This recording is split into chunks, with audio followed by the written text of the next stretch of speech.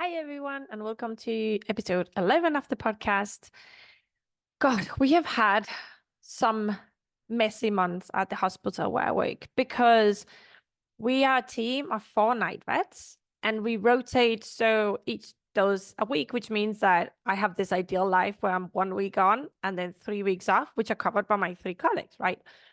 But two of them have left. They are in the process of leaving and have left partly, which means that there are a lot of shifts that are not being covered, right? And we're having locums in, and my managers are trying to replace these two vets, which can be a bit complicated because night vets, we are a bit of a special breed, I think, and can be a bit hard to come by. Anyway, so for the last shift I was supposed to work, which is Monday to Monday, it's a week, they texted me to ask if I could come in early, which means doing Friday, Saturday, Sunday before my shift starting on Monday. And I couldn't go in Friday because I already had tickets for Cirque du Soleil, which I'd looked very much forward to. So I felt bad for my clinical director because I know how much he's struggling and he's doing some of the nights himself and is getting worn out. So I said, okay, look, I can do Saturday, Sunday. And so I'll just change my flight. Well, you can't change your flight to Ryanair, right? Because they're like, once you booked it, that's it. But I booked another one.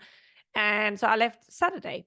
Now, I had some really busy weeks leading up to my working week because my weeks off, it's like, okay, I'm going to do all these things, my coaching, my podcast, all this, and then all my social life as well. And being summer, we were having a lot of visitors and there was just a lot of social stuff going on. And I am actually a bit of an introvert. Like, you might not believe this because I'm sitting here talking to you, but this is because I feel it's like one-to-one. But when you add in more people and I don't get this time off that I kind of need, like curled up somewhere, just reading a book or staring into space or doing my own thing. I actually get really tired. I can feel my social battery just drops. So I kind of went to work on the Saturday already tired, and I really felt it. Like, instead of it was only 9 nights, but it felt so much longer, and I was so tired, and I really struggled to find my sleep pattern coming back. So lo and behold, I got a message the other day from my clinical director to ask for this upcoming shift. So I'm starting next Monday, and today is I'm recording this is Wednesday. And they said, "Can you come in earlier?" So basically the same question I got last time. And I stopped for a second and thought, okay, so obviously extra shifts mean more money, right? And we're coming up to summer, we have a lot of expenses. But I remembered how tired I felt last time. And also, we are now in Denmark and we all actually already have made plans visiting family, this and the other. And I could cancel it, of course, if I absolutely need it. But I decided to set a boundary and say no because I knew that if I canceled my plans and went in again without any rest, like, I'm just going to end up hating work and I'm going to get snappy with my coworkers. I'm going to get snappy with my bosses because I'm going to feel like pushed into doing this. And as much as I want to help out and I feel bad for, them having to suddenly cover 50% of the staff, the night staff anyway, there's a point where I'm only one person, right? So there was a lot of this going on in my head because I want to help, but I just want to take care of myself. So this is like a paradox. And there's also the fact that in my family, I'm the sole breadwinner. So saying no to money can actually feel a bit selfish, right? Because I'm exposing my family to like a risk of not having enough money or maybe wanting to do some stuff that requires money. And now I didn't earn that extra money that I could have. And it's only a few shifts extra. So what's the matter? I'm not saying that my family would push me to do these shifts. This is all happening inside my head. Like, my husband just wants me to do whatever makes me most happy. And he does not want me to overwork because he doesn't like it when I'm tired and snappy and don't feel right, right? It's not healthy. So this is a clear case of boundary setting. And I want to take you through the process I did here. This is not a case of somebody being toxic or being vicious to me or me having to set a boundary because this is just too much. This is like genuinely just a request from normal, nice people, and me just being this people pleaser and wanting to be this caring, show them a nice, kind person and wanting to help, right? And then having to set this boundary for myself. And I think those are some of the hardest boundaries to set because we want to be nice. And when someone nice asks us to do something that is not unreasonable, then it can be really hard to then say no, right? So my process here was, number one is getting all the facts. Okay, so when am I gonna work? How much time off do I have? Because I've already agreed to take some extra shifts for my next shift to cover up for these vets. So how much time have I got off? How much am I gonna work in total? What kind of money do I really need this money? Like, where are we right now financially? How much time in advance do I have? Looking at the flights, what would be the implications? What if I change? So just looking at just purely all the facts. So I have like it laid out in front of me in my mind. Like, what does all this involve, right? And then pause. So when somebody asks something of you, like I would always, always, always recommend to you, unless it's like, can you pass me the salt? You don't need to then set a boundary. But anything a bit bigger than that, even if it seems a little favor or a little thing, like just pause for a second, right? And just check in with yourself. And that is what I did. No, I paused. I didn't answer straight away. I got all the facts, looked at all my rotas and the time I have off and all my commitments. And then I just feel in my body, how does this feel? And I could feel resistance. I could feel a bit of a knot in my stomach. And I could feel this heaviness, like, oh no, I'm going to be so tired again. I'm not really going to have a rest because we've been so busy with the house and the gardens and visiting people. And I could just feel this kind of a bit of resistance, no? And then I look at, if I say yes to this thing, that doesn't seem too bad. Instead of doing 7 nights, do 10, earn some more money, right? It's not too much of a request. And the plans you have, it's not like last time when I had booked tickets for Cirque du Soleil. So I have invested quite a big amount of money and, there's a commitment there. I could maybe change these family commitments around. But if I say yes, what am I saying no to? So if I say yes to these shifts, I would say no to, a weekend spent with my husband in Denmark. It would actually mean that I would have only had 1 weekend in between my shifts with my husband, not doing anything. Because this weekend we spent moving 5 tons of bricks. That is a boundary I probably should have set with my husband, which I didn't. I can tell you about it in another podcast. So it wasn't actually a free weekend. So the only weekend we kind of had free to kind of enjoy the garden and all the work we've done is this weekend upcoming. So I would be saying no to that if I would go to these shifts. I would also be saying no to going to visit, some family that I have really looked forward to seeing, my nephew, my niece, my sister-in-law, just a lot like people I really look forward to, and some trips we have planned. So saying yes to this thing, what am I saying no to? And I'm saying no to rest time as well, me just winding down on the Sunday after we visited all these people and kind of gathering my things, food planning that I have, like all these things I'm saying no to, and then weigh it up. Right. So it took a couple of hours just weighing it up, and then I answered and I say, no, I'm so sorry. I have commitments and it's just not going to work for me. I'm sorry. And then they texted me back really quickly and said, well, thanks for getting back. So we can, move on and try and find some other vets. And I want to address boundaries, and I know I've spoken about them before, because there's this underlying thing about boundaries that in order for you to set a boundary, you need to believe that you are worthy of setting this boundary, that this other person that is asking you to do something or to give them something is not worth more than you, and therefore you have to give it to them. You basically need to love yourself enough to set this boundary and not feel bad about it. And when you set a boundary, other people might not understand or they might not agree. So you could, for example, think that maybe some of the other staff members at the hospital might think, well, why can't you just do a few extra nights? I know they're not going to think this, but because I know my team and I really like them, but hypothetically, right, my bosses could go, okay, right, well, she could, like she needs to pull a bit of the weight. People could maybe not understand or agree when you set a boundary. And when you do that, you need to be okay with this. You need to, like, in order to respect this boundary you've set, you need to be okay with people not agreeing or not understanding your boundary and go, okay, but this is just the boundary I've set. And there is this, especially for people that are people pleaser like I am. And I think also when you are just a very caring person and obviously working in healthcare, also veterinary healthcare, you tend to be a caring person, then you don't want anybody to see you as an unkind, a bad, an uncaring person, right? And this is why we just jump in and we just say yes to everything. And we go, okay, I'll stay a bit longer. Okay, I'll come back in a bit earlier, and so on, right? But who are you not taking care of in this race for others to see you as a caring person? You're not taking care of yourself, right?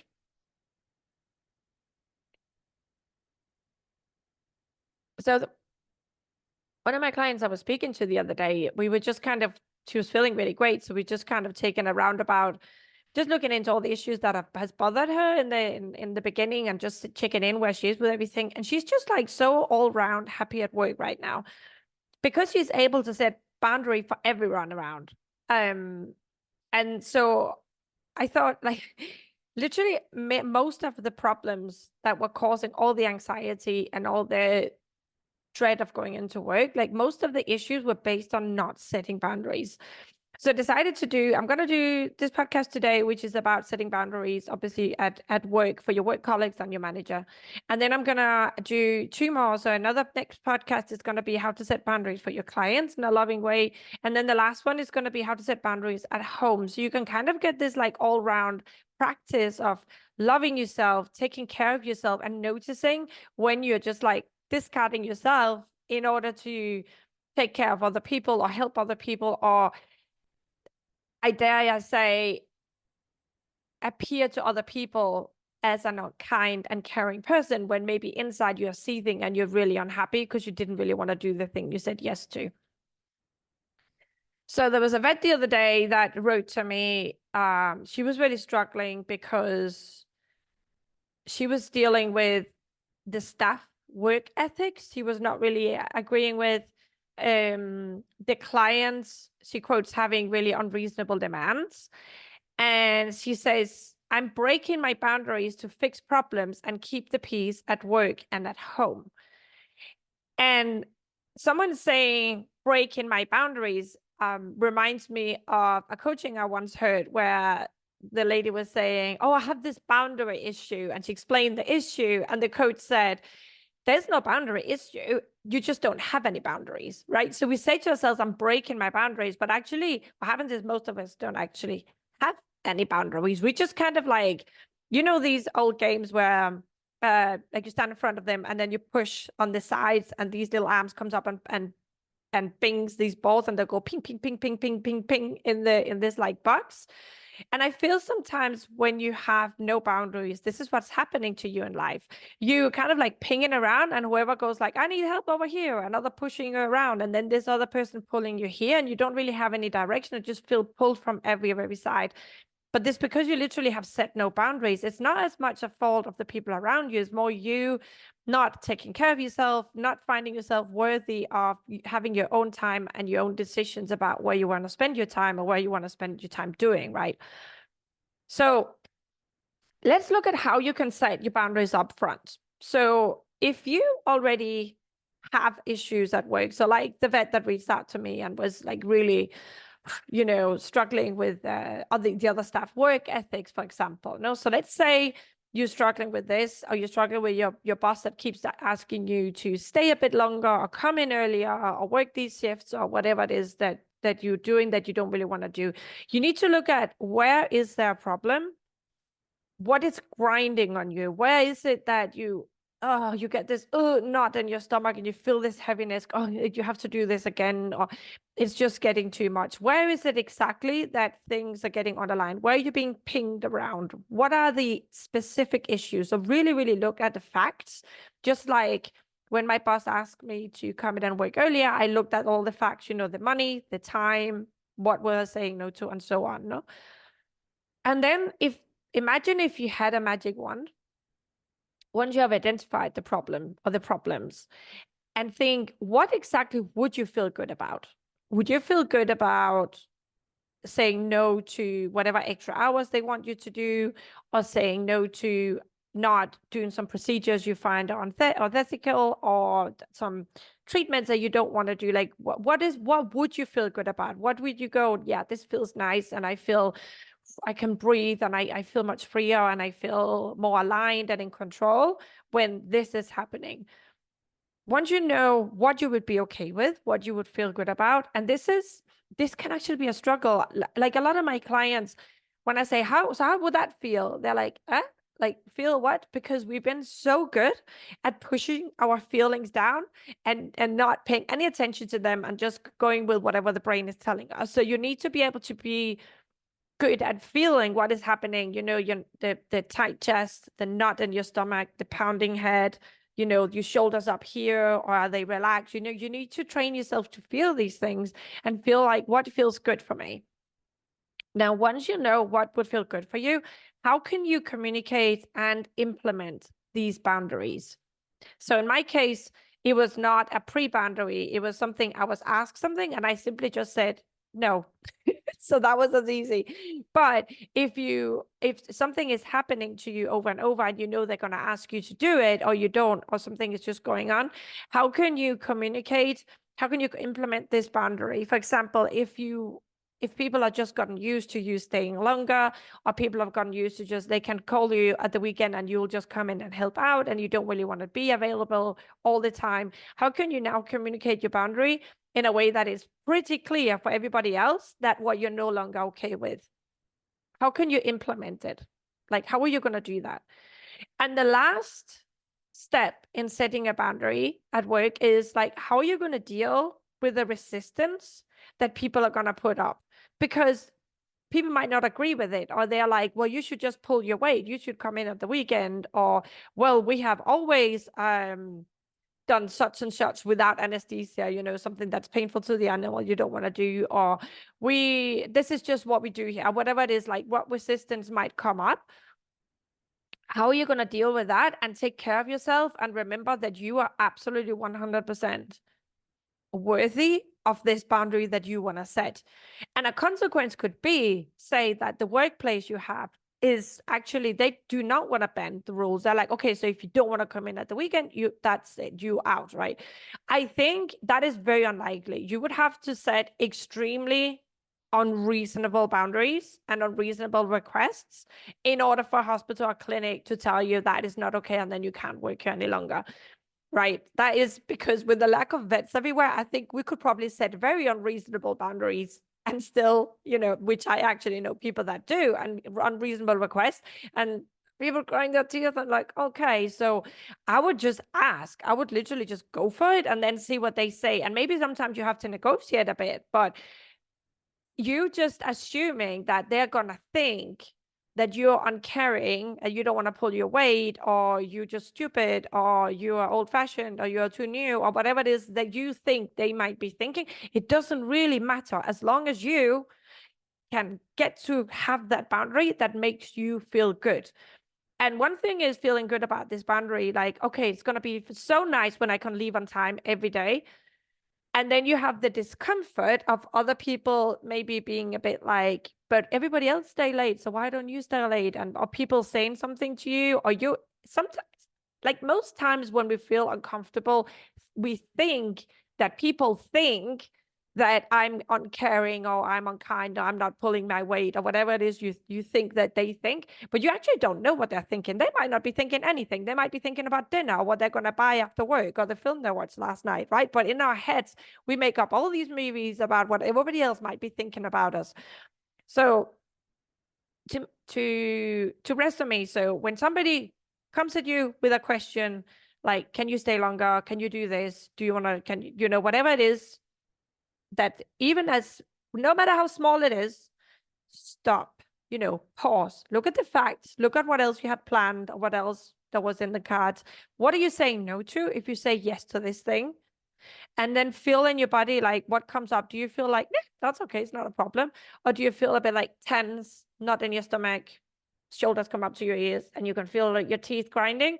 Like that might be a sign that you should say no. So pause, think about it, get all the facts, feel your feeling, and then say no and think of yourself first. Okay? Don't think about what the others might think about what you're going to say. And as a boundary you're going to set up front is something you need to look at. Where is this problem, the continuous problem that is going on? Like this vet that was saying that staff work ethics and clients unreasonable demand and so on. Where's the problem? What would you feel good about if you could eliminate this problem, what would it look like? And then how you're going to communicate, how you're going to implement it. And then as you do this, how are you going to deal with the resistance that might come up for others, or just your own inner conversation about the resistance that you think they're having coming up for them. Right? Like the most of this is actually in our heads. Like when my clients set boundaries, they're like, oh no, my boss was fine. Oh no, they were fine about it. Oh no, nothing happened. And I'm like, you've had this going on for so long. There was actually just a question of asking and putting your foot down and just saying, this is what's happening now. Okay, so try that out. Let me know how you're getting on. Reach out for any questions you might have. I'm available on all social, my medias. You can message me even through the podcast itself, and let me know how you got on. And I hope you found it helpful. And I'll see you next week with some more boundaries. Bye.